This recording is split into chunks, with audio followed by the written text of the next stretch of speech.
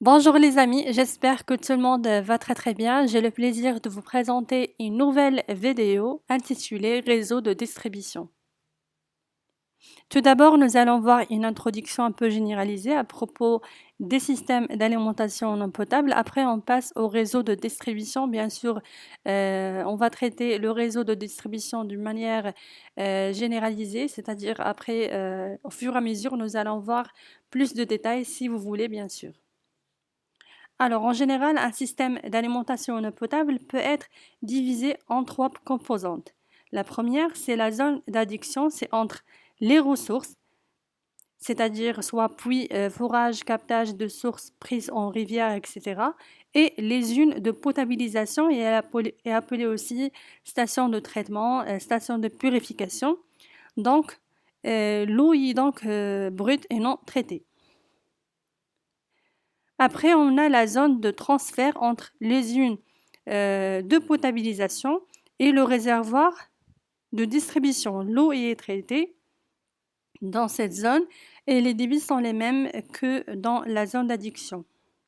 Après, on a la zone de distribution à l'aval du réservoir de distribution. Alors, le réseau de distribution, il faut savoir que le réseau de distribution de l'eau potable est une infrastructure très importante qui nous permet de distribuer l'eau en quantité suffisante pour satisfaire aux besoins actuels et aussi à venir des usagers, et se vend bien sûr aux besoins en eau nécessaires pour lutter contre les incendies.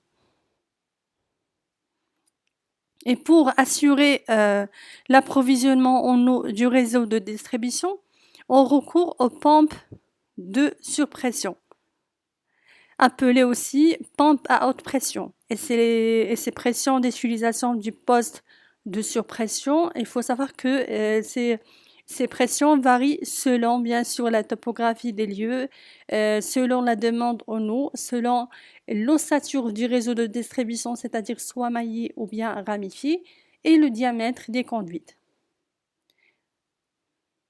Et pour que les pressions d'eau soient satisfaisantes, c'est ce qu'on cherche chez les consommateurs, on peut aussi intégrer comme les postes de surpression au réseau de distribution, soit en les installant dans le réseau lui-même, soit en les couplant à des réservoirs comme les châteaux d'eau, comme le montre cette figure.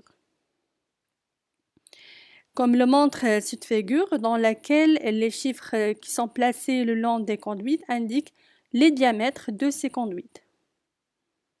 Et selon bien sûr la topographie du terrain, il se peut que la pression de l'eau chez le consommateur soit trop élevée. Par exemple, au fond d'une vallée, par exemple.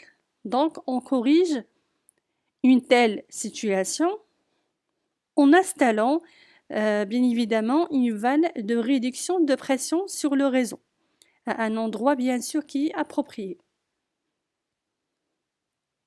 Alors, on résume. Donc, si la topographie du territoire desservi par un réseau de distribution accuse de trop fortes dénivelations, on peut devoir créer diverses zones qui sont indépendantes les unes des autres en ce qui concerne le niveau de la pression. Et pour ce faire, on installe entre, entre ces zones soit des vannes de réduction de pression, s'il faut bien sûr réduire la pression, c'est-à-dire l'eau provenant d'une zone plus basse.